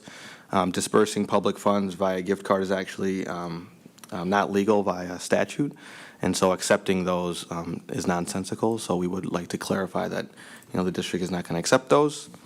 Paragraph E, clarification over who actually accepts gifts. The way the policy is currently written, the superintendent or the school board have authorization in certain cases. We'd like to clarify that the school board ultimately accepts all gifts, and we'll make a report of all gifts accepted during the month at each school board meeting, which we have started doing for a couple months now. Thank you. Any questions regarding 709? I don't have a question, but I would like to thank Director Woodard for that addition to the board packet, because it is, and if for anybody that's watching, I would encourage people to look at that, because we talk about partnerships, and there's a lot of partnership going on with those donations that go on with our districts. So thank you for adding that to our consent agendas. Thank you. Okay, we'll move on to 711, student activities accounting. And Mert, if you could walk us through some of those updates, please. Absolutely. So we looked at this policy in a lot of detail, but ultimately there were no changes that are material, with the exception of Section 5, paragraph B. We are further demonstrating accountability by having the school board affirm those balances of student activity accounts when accepting the audit, whenever that happens during the school year. Thank you. And if you don't mind, just for the audience, can you define what a student account is, that we now are going to be accounting for in this way? Right, so Government Accounting Standards Board 84, which went into effect, I believe, July 1st, 2020, puts all student activity accounts under school board control. Previously, they were not. The school board was simply the custodian of the funds. Now, any account that is managed by the students with an appointed advisor needs to be accounted for by the school board in accordance with UFARs. So. Excellent, thank you very much. Any questions regarding the proposed changes? Excellent. And I do want to thank you, Mert. I also want to take this opportunity to acknowledge and thank Polly Bowles, who works with the policy committee and leads us in terms of review of statute, review of the Minnesota State School, or the Minnesota School Boards Association, and also just connecting and coordinating with all of the different people who touch policy. So thank you very much, Polly. Much appreciated. That wraps up the policies that are before us for discussion this evening. Great, thank you, Director Neville. We are ready to move on to our action items on tonight's agenda. First up, we have the Comprehensive Literacy Plan, grades 6 through 12.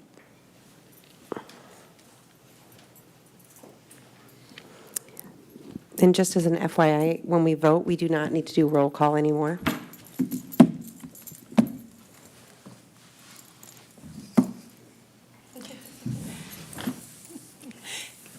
Good evening, Dr. Stanley, Acting Chair Green, board members, community members, and colleagues. We're here tonight to highlight just a couple key pieces of the Secondary Comprehensive Literacy Plan. Bethany Van Osdell, our Assistant Director of Teaching and Learning, will do that.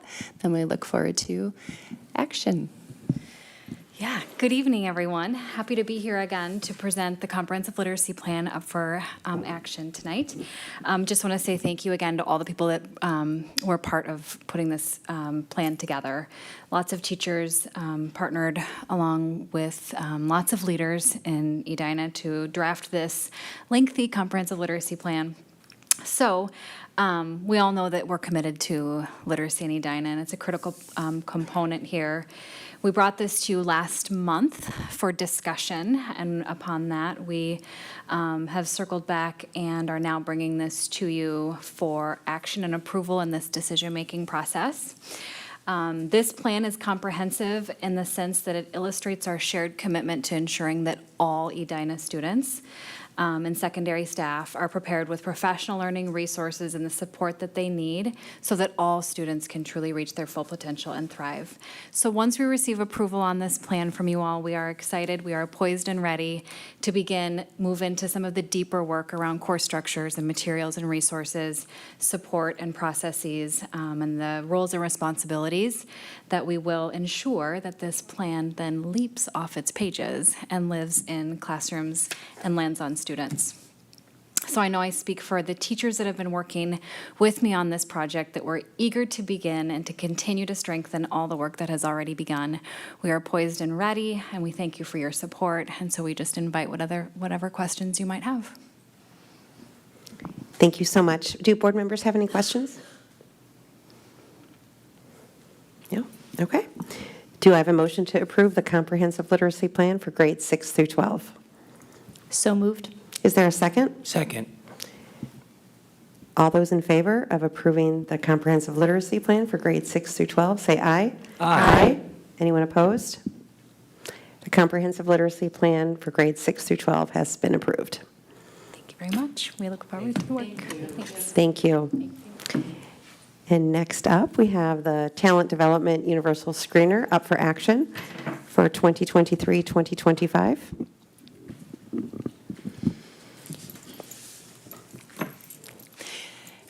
So I'd like to begin by acknowledging Deb Richards and Leanne Feely, who led a collaborative team in order to bring this recommendation forward to you for action tonight.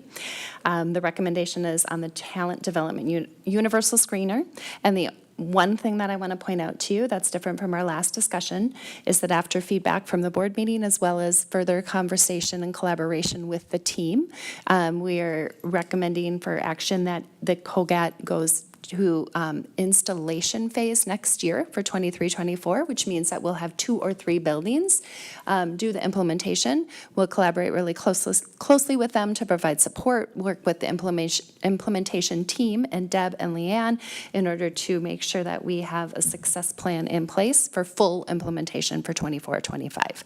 And that's implementation still in 2nd grade. It just phases it in a little bit differently. And again, in order to acknowledge the feedback that we received and the further collaboration that we did with the design team. With that, I turn it over for questions. Board members, oh, go ahead, Director Shaw.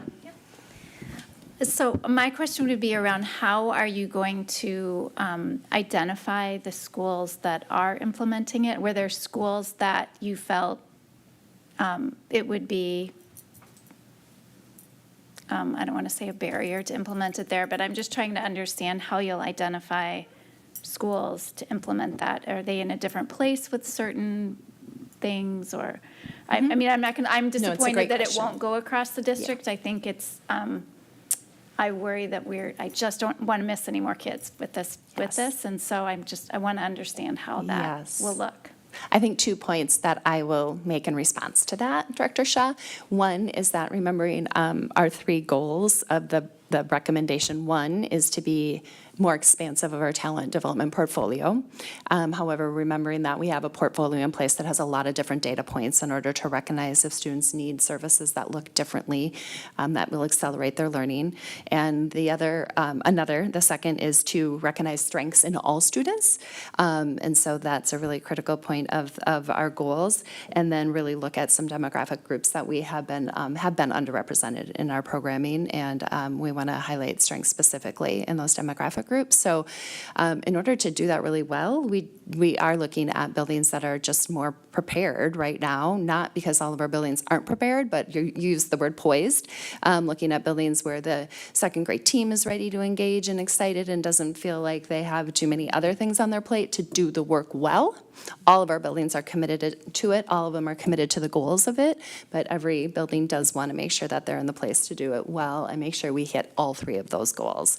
So we are still in conversations with the team and each building about who our 2 or 3 sites will be for that early installation phase, and considering the variables of who's just most ready right now in terms of the capacity of what else they have on their plates. Do board members have any other questions? I just have one follow-up question to that. So the schools that won't be implementing the COGAT next year, will they then continue to, what will be their assessment? Will it just be, not just be, but will it be FastBridge and MCA? Is MAP totally phased out of those schools? Or what's that transition look like? So the portfolio has a variety of assessments, and Deb, at any time, you may speak to that, but yes, FAST will be a component of it. We won't have MCAs for those second graders, right? So then there's teacher observation, classroom work, parent input. MAP can be an option, remember, because it won't be entirely phased out of our system, that it can be an option that we look into for our families. So that portfolio has been in place now for, this is the second year, correct?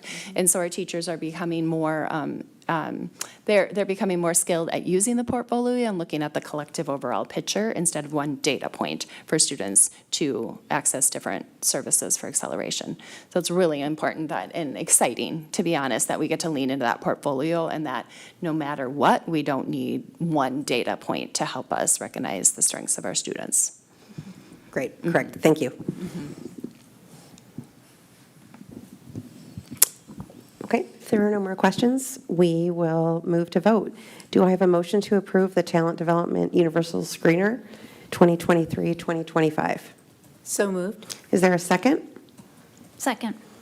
We will now vote to approve the Talent Development Universal Screener 2023-2025. All those in favor, say aye. Aye.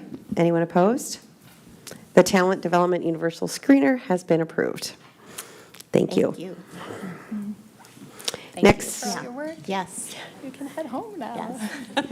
And next up, we have student travel, specifically Japan and France.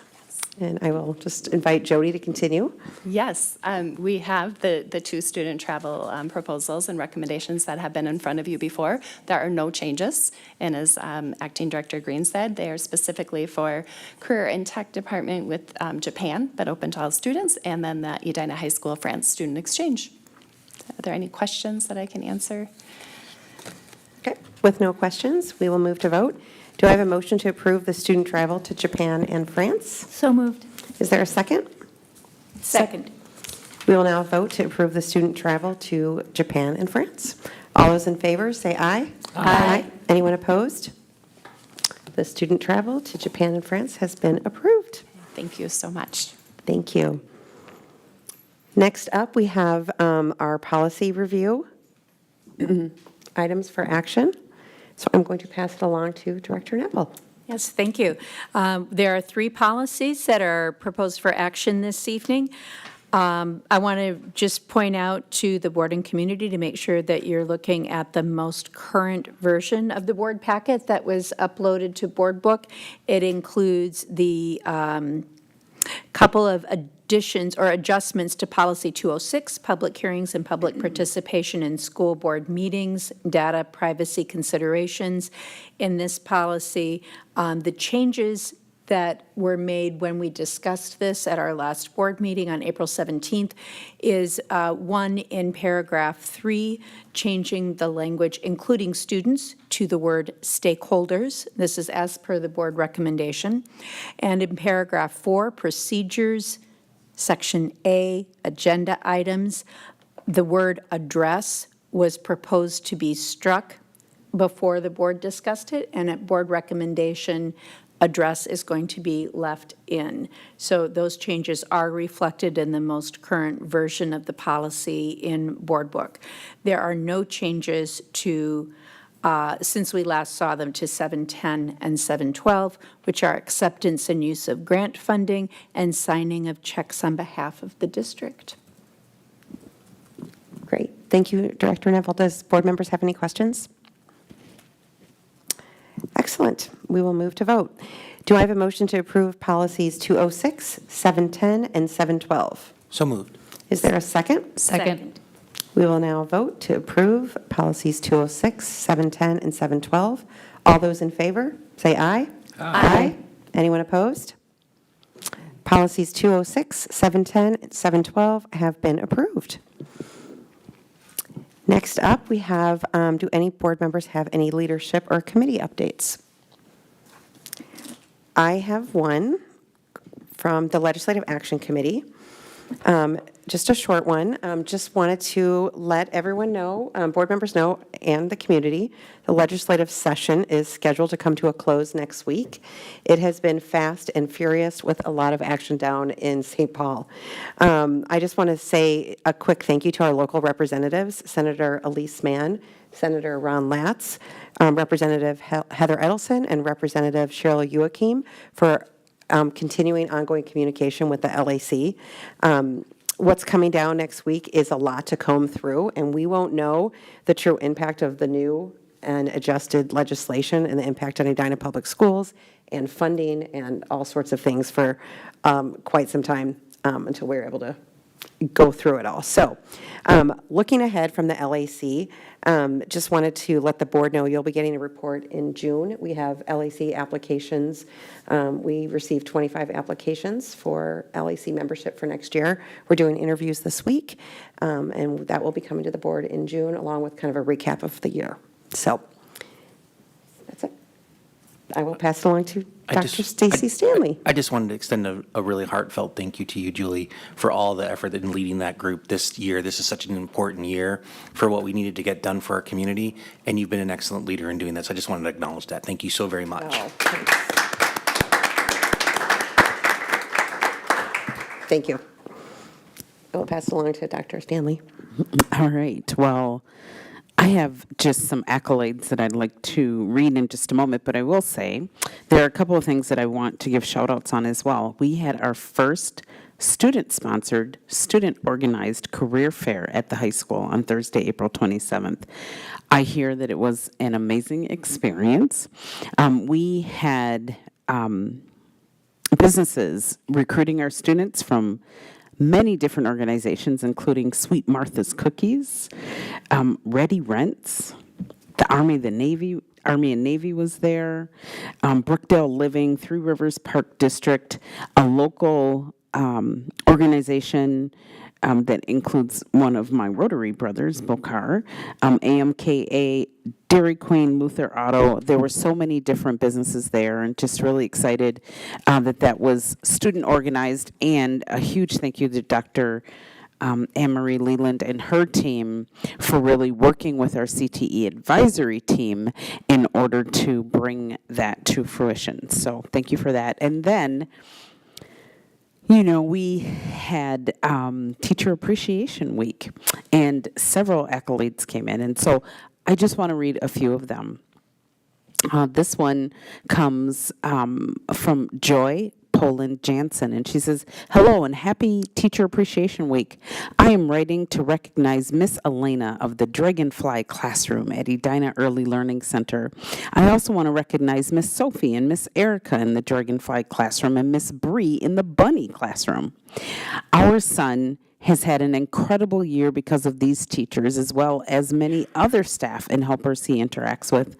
I am grateful to have found the ELC and that our son and to have our son get to have the interactions with the teachers that he does.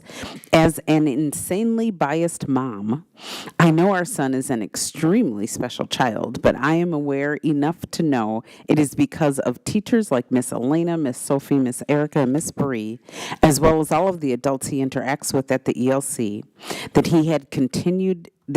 he continued to grow and thrive and become more special. He is truly a different child than when he first started at the Edina Early Child Learning Center and in Miss Elena's class.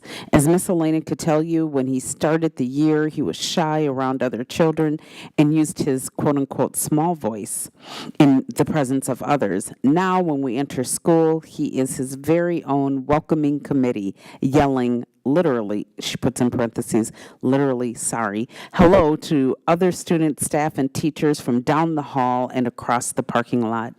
I am so grateful for the experience that he has had with Miss Elena, Miss Bree, Miss Sophie, and Miss Erica, and all of the other teachers, paras, staff, and helpers that contributed to his year at ELC. Thank you so, so much for providing him with an amazing school year.